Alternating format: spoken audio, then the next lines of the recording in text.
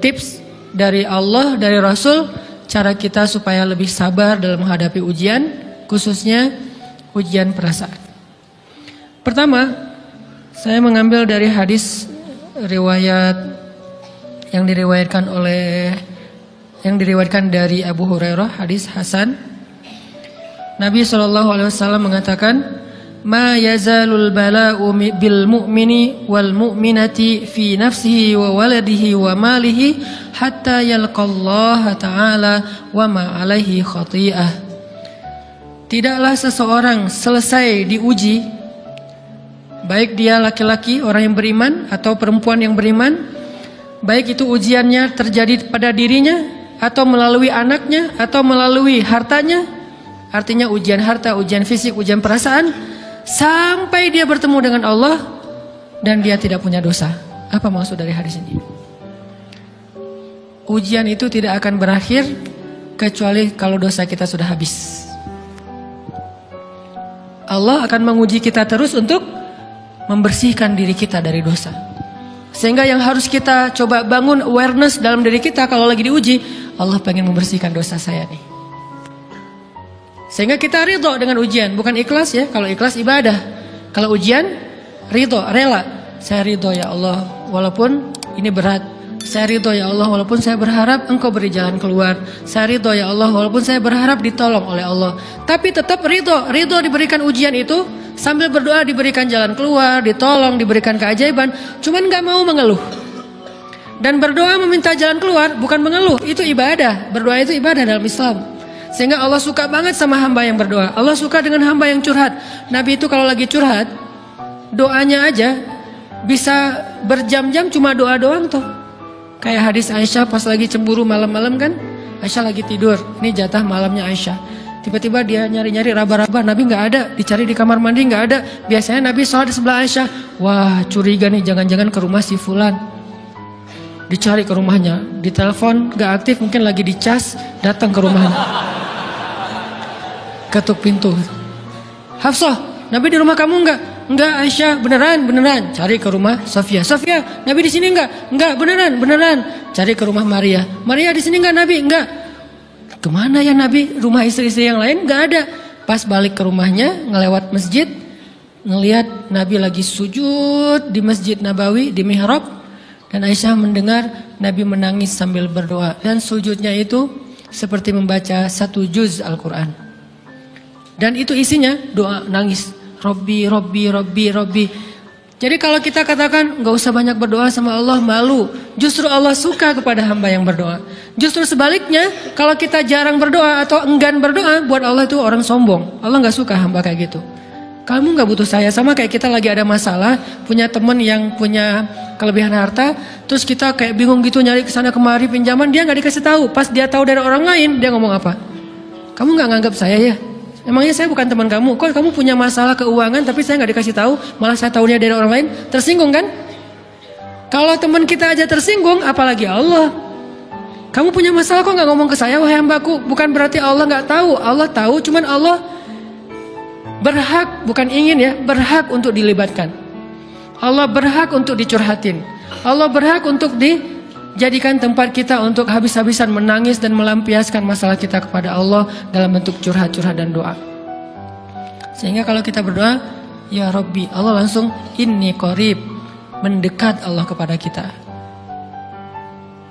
Jadi teman-teman yang dirahmati Allah, kalau kita punya masalah, kita coba bangun awareness, oh Allah pengen membersihkan dosa-dosa saya nih. Terus kita berdoa, ya Allah bantu saya, ya Allah tolonglah saya, istighfar. Saya kadang-kadang ngerasa nih, kalau ada dosa, ada kesalahan, ada kekeliruan yang saya lakukan misalnya gitu, kalau saya nggak kuat istighfarnya, bentar lagi akan diuji sama Allah. Ujiannya macam-macam, alhamdulillahnya ujiannya masih ketahan. Pasti diuji sama Allah. Kalau istighfarnya nggak kuat, taubatnya tuh nggak kuat, langsung diuji sama Allah. Dan saya langsung sadar, oh benar berarti yang tadi ini lagi dihapus sama Allah nih. Perkencang lagi, perkuat lagi istighfar. Kenapa? Karena kalau istighfar kita kuat, berarti kan dosa kita dihapus dengan istighfar ya. Otomatis ujian kita durasinya berkurang. Makin kuat istighfar, makin berkurang. Kalau istighfarnya udah mantap, udah selesai, Allah cabut tuh ujian kita. diganti dengan kebaikan. Jadi teman-teman, kita coba sadari, oh kalau Allah menguji saya, emang saya banyak dosa. Sebelum kita mencari kambing hitam, nyalahin orang lain, sebelum kita marah kepada orang lain, kadang wajar kita marah kepada orang lain gara-gara ucapannya, komennya, teks dari dia, wajar.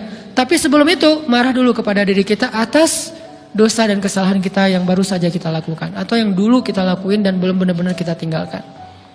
Kalau kita ngerasa banyak dosa di masa lalu sebelum kita taubat, hijrah, berarti mungkin itulah alasan kenapa sekarang kita diuji setelah hijrah. Kenapa agak-agak harus jungkir balik setelah kita hijrah. Kenapa harus sedikit berdarah-darah setelah kita hijrah. Anggap aja itu untuk mengkifarat, membersihkan dosa-dosa kita yang telah lalu. Supaya apa? Supaya kalau kita pulang kepada Allah, kita pulang dalam keadaan bersih. Dan itu pasti akan menjadi orang yang paling beruntung. Daripada nanti diberesin di akhirat, mending diberesin di dunia kan? Soalnya kalau diberesin di akhirat, itu lebih berat. Akhirat itu perlakuannya beda dengan di dunia. Di dunia kalau kita salah, akan dibalas oleh Allah. Kalau kita belum taubat, dibalas oleh Allah sama. Tapi di akhirat, ukurannya beda. Sehingga heran ya, kalau ada orang yang merasa beruntung lolos dari hukuman dunia, dia pikir dia udah lolos dari hukuman Allah. Mending dia beresin deh di dunia daripada nanti di akhir berlarut-larut. Itu bahaya banget. Kalau buat saya pribadi dan saya yakin teman-teman juga kayak gitu, gak mau ada masalah di akhirat, mending masalah di dunia aja. Tapi masalah di dunia juga kita gak mau berlarut-larut, pengen cepat dimudahin sama Allah. Caranya istighfar. Tidaklah Allah memberikan kepada kita ujian kecuali salah satu alasannya pengen menghapuskan dosa. Idza kathurat dzunubul 'abdi walam yakun lahu min amalin liyukaffiraha fabtalahu Allahu bil hazan liyukaffiraha. Kalau seorang hamba banyak dosa dan dia enggak cukup amal untuk mengkifarat dosa-dosanya, Allah akan menguji dia dengan rasa sedih, dengan rasa kecewa, dengan rasa berat, sakit hati untuk mengkifarat dosa-dosanya. Itu yang kita bangun. Sehingga kalau ada masalah sama orang lain, kita memperbaiki diri dulu. Bukan sibuk dengan kesalahan dia terus menerus yang gak mau kita maafin. Misalnya ada teman kita nih, jadi clash sama kita. Hal pertama yang kita bangun, astagfirullahaladzim saya banyak dosa nih. Tapi kan yang salah dia, ya. Tapi mungkin dia gak akan mengatakan kalimat itu, gak akan bersikap kayak gitu kalau kita gak punya dosa. Allah sengaja mengutus dia untuk menguji kita lewat kata-katanya, lewat perilakunya, karena kita punya dosa. Jadi penyebab pertama diuji itu bukan teman kita yang salah, itu penyebab kedua. Memang dia salah dan itu harus kita akui, realistis lah. Dia salah, dia nggak pas, dia nggak bijak, dia apa? Oke. Tapi yang mentakdirkan dia salah kepada kita Allah Subhanahu Wa Taala. Kenapa Allah takdirkan gitu? Karena kita masih punya banyak dosa. Allah kirim kita ujian, bisa manusia, bisa alam, bisa dalam diri kita sendiri. Itu semuanya adalah cara Allah untuk menguji kita dan membersihkan dosa-dosa kita. Ini yang kita bangun pertama. Yang kedua, kata Nabi di dalam hadis Bukhari, "May yuridillahu bihi khairan." Yang terkenal kan yufaqihu fiddin, itu yang terkenal. Ternyata ada dua modelnya. Ada may yuridillahu bihi khairan yufaqihu fiddin. Siapa yang Allah pengen kasih dia kebaikan kebaikan, Allah akan buat dia mengerti halal dan haram. Itu berarti Allah sayang sama dia. Ini satu model hadis. Ada model yang kedua, mirip redaksinya. May yuridillahu bihi khairan yusib min. Hadis Bukhari. Siapa yang Allah pengen ngasih dia kebaikan, Allah uji. Hah? Kok gitu caranya? Ternyata kayak gitu rahasianya. May yuridillahu bihi khairan, may yuridillahu bihi khairan. Siapa yang Allah pengen ngasih dia kebaikan, Allah kasih dia musibah atau ujian. Kenapa bisa seperti itu, Ustaz? Fa inna ma'al usri yusra, inna ma'al usri yusra. Seolah-olah Allah bilang di dalam ayat itu, kalau kalian mau dapat kemudahan, biasanya lewatnya kesusahan dulu. Kalau kalian pengen dapat keberuntungan, biasanya dapatnya kerugian dulu. Tapi keberuntungan dan kerugiannya pasti nggak sebanding. Keberuntungannya jauh lebih besar daripada kerugiannya. Kerugian itu kayak modal doang, DP. Jadi kalau kita mau dapat kejutan dari Allah, Allah kasih kita DP. DP-nya apa? Ujian. DP-nya musibah. DP-nya rasa nggak nyaman. Itu DP tuh. DP terhadap apa? DP dari Allah terhadap hadiah-hadiah besar yang Allah pengen ngasih ke kita setelahnya. Cuman banyak orang yang menolak DP ini. Sama kayak kita misalnya. Kalau kita mau ngasih dia hadiah, kita kasih dia kayak kejutan dulu. Dia lagi ulang tahun nih, disiram air dulu. Setelah itu dikasih hadiah-hadiah yang mahal. Rela nggak disiram air demi hadiah? Rela, udah siramin lagi aja. Kalau setelahnya ada hadiah. Yang kita nggak rela, kalau setelah disiram disuruh bersih-bersih sendiri dan nggak dikasih apa-apa, kan nggak rela tuh. Berarti ini bab iman. Yakin nggak kalau Allah tetap ngasih hadiah? Kan sabar dan iman itu ternyata tahu aman, kembar. Kalau kita yakin Allah ngasih hadiah setelah ngasih kita DP ujian, ya kita akan sabar. Gak apa-apa deh, bentar lagi mau dikasih hadiah, digini-giniin juga gak masalah. Dibully, diapain sama Allah, biarin aja. Ya Allah saya sabar, kan bentar lagi mau dikasih hadiah nih. Ini masalah yakin. Tapi kalau kita gak yakin, apa sih maunya Allah gitu kan. Begitu kalimat ini keluar, maka yang muncul setelahnya adalah mengeluh, berputus asa, dan gak akan sabar menghadapi ujian.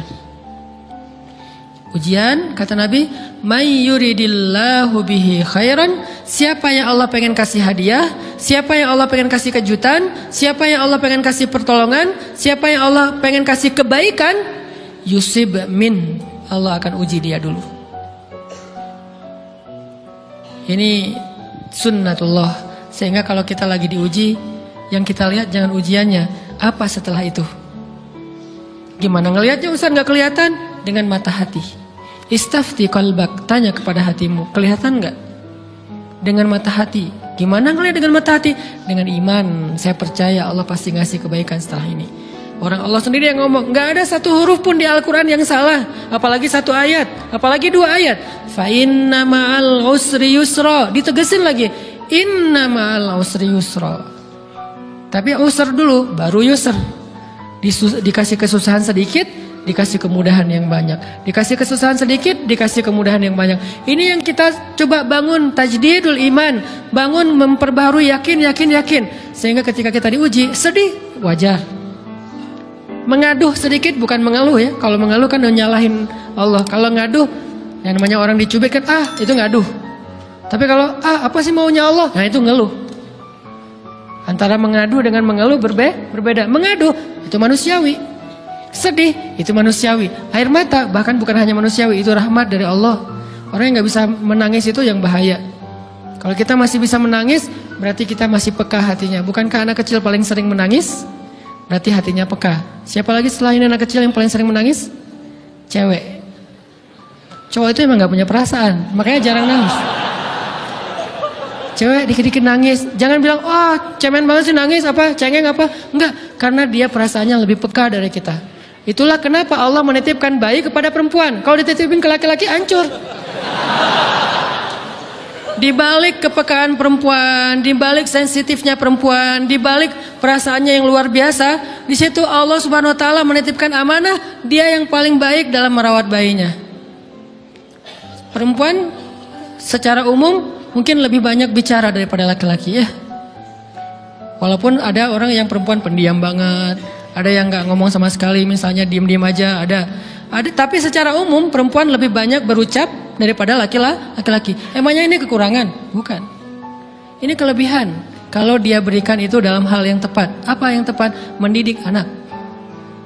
Justru karena perempuan banyak ngomong, lebih baik dalam mendidik anak daripada laki-laki. Laki-laki itu kurang mendidik, kurang mengedukasi kepada anak dengan usia tertentu karena dia jarang memahamkan. Salah hanya marah, salah hanya ditegur. Kalau ibunya jelasin, gini sebelum tidur ibunya yang ceritain banyak cerita. Saya sendiri ngalamin sering mana seorang ayah sama ibu interaksi sama anak dalam bentuk verbal. Sering ibu. Jadi menangis itu rahmat dari Allah. Gak apa-apa, nangis aja.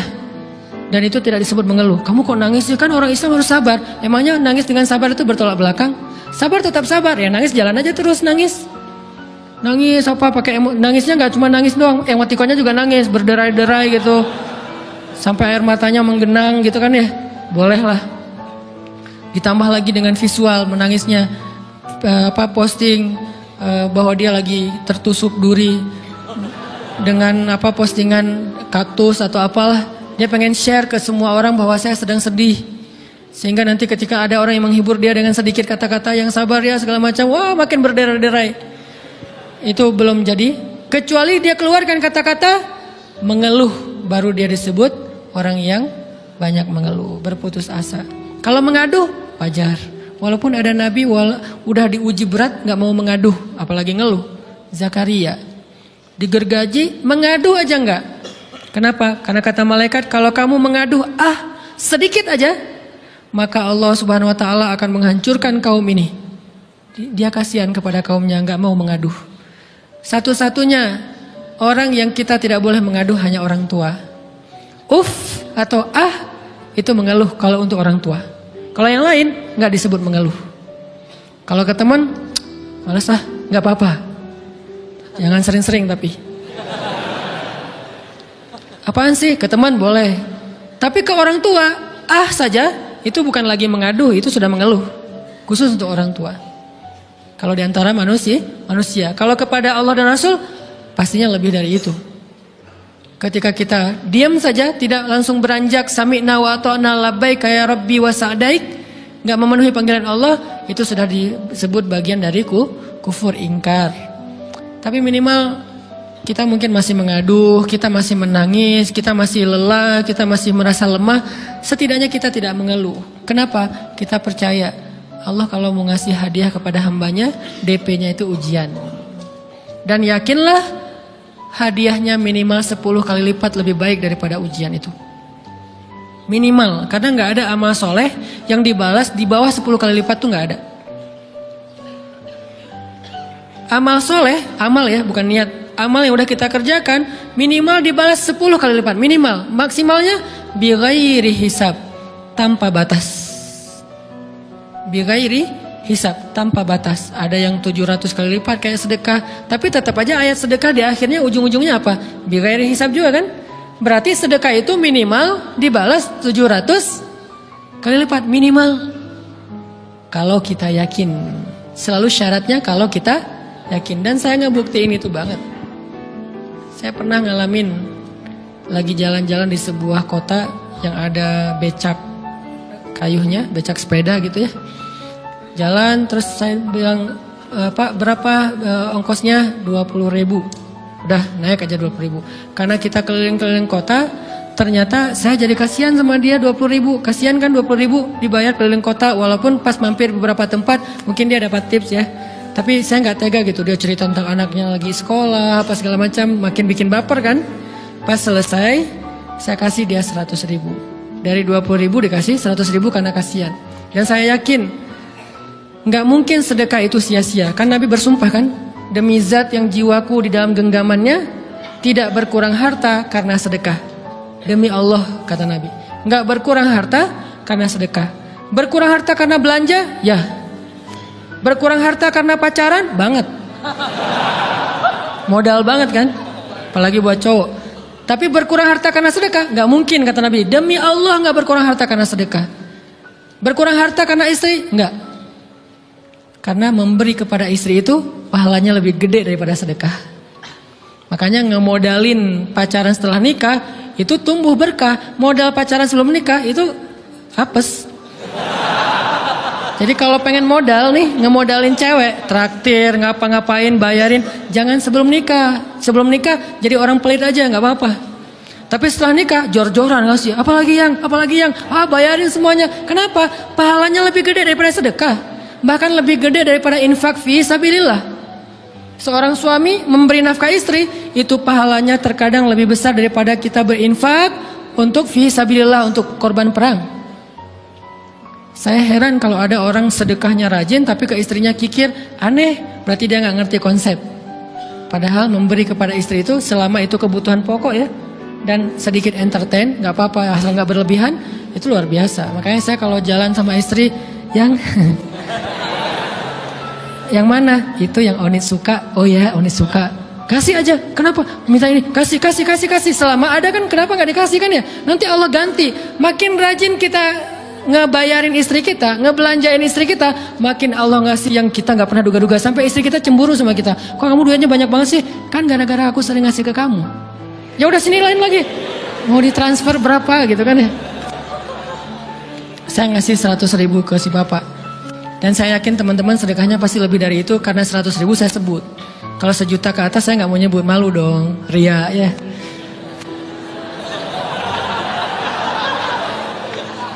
Sebenarnya nggak pernah sih. 100.000 deh, karena kan kecil. Saya kasih 100.000.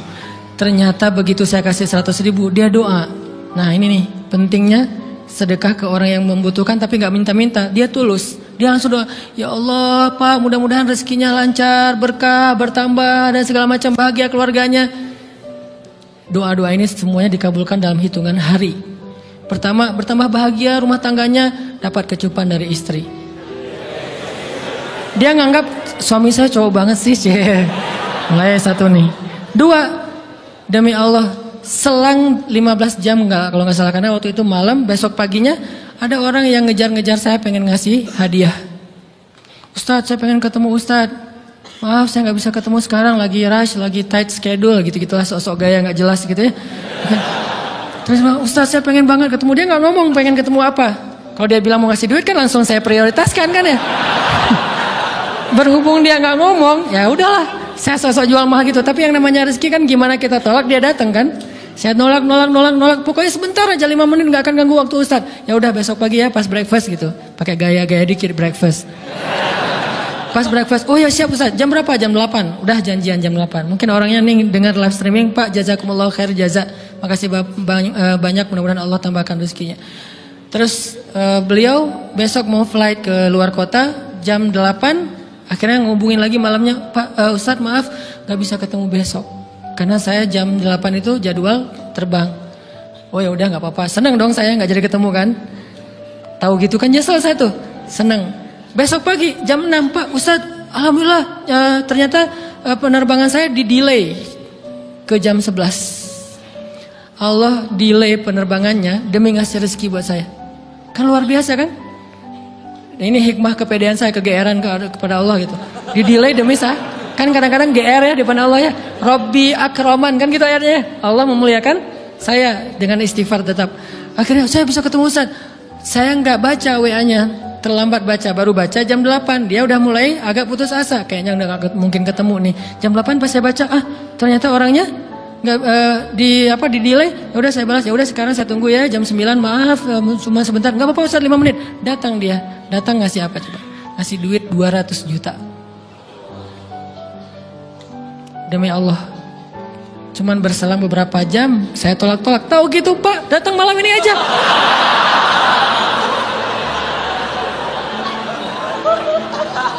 Harusnya malam itu juga saya cari orangnya. Kalau perlu saya yang nyamperin Bapak. Sherlock, saya kejar.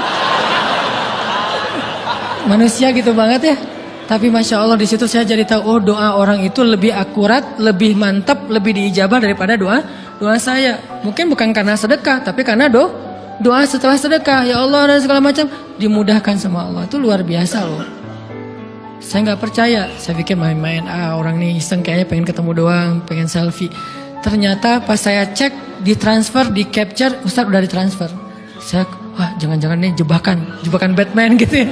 Nyari-nyari sana segala macam. Alhamdulillah ternyata emang niat baiknya pengen, alhamdulillah saya terkesan, saya dapat hidayah lewat Ustadz segala macam. Sekarang saya pengen membalas jasa Ustadz walaupun kecil 200 juta. Untung saya nggak kaget dan kemudian pingsan. Pak 200 juta, stroke kan ya, bahaya. Lebih mahal dari 200 juta. Ini keajaiban ya teman-teman. Jadi kita tuh, saya kan sering bilang keajaiban itu terjadi tergantung tingkat iman. Bukan saya udah soleh banget, enggak. Saya belajar terus untuk yakin deh sama Allah. Modal kita tuh kan gini sebetulnya kan. Duit kita tuh banyak loh teman-teman. Cuman gak disimpan di bank, gak disimpan di saku, disimpannya di sisi Allah. Bedanya apa sih? Kenapa kita kalau disimpan di bank tenang? Saya lagi punya duit banyak dari 100 juta. Di mana? Di bank, aman. Kenapa kalau disimpan di saku aman, tenang? Kenapa kalau disimpan di Allah nggak tenang? Kenapa kalau disimpan di Allah kita bilang nggak punya duit? Ini kan nggak fair sama Allah.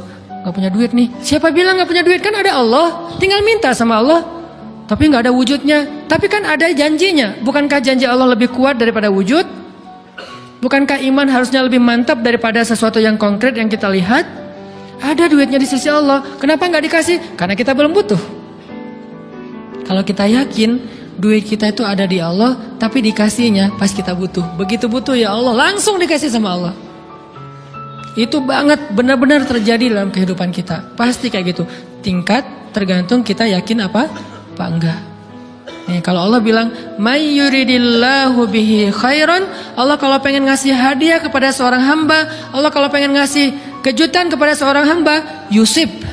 Allah kasih dia ujian sedikit aja. وَلَنَبْلُوَنَّكُمْ بِشَيْءٍ sedikit bisyai'im minal khawf wal ju' wa naqsim minal amwal wal anfus wath thamarat wa basyiris sabirin. Kami uji sedikit aja dengan rasa lapar, dengan rasa takut, dengan sedikit kekurangan ini dan itu, sedikit. Tapi wabasyiris sabirin, sampaikan kejutan kepada orang yang bersabar. Sampaikan kejutan kepada orang bersabar. Jadi bisa dibilang kejutan-kejutan hidup kita itu munculnya dengan iman dan sabar. Dengan iman dan sabar. Iman artinya yakin, husnuzon sama Allah. Ana inda dhanni abdi bi. Aku tergantung prasangka hambaku kepadaku.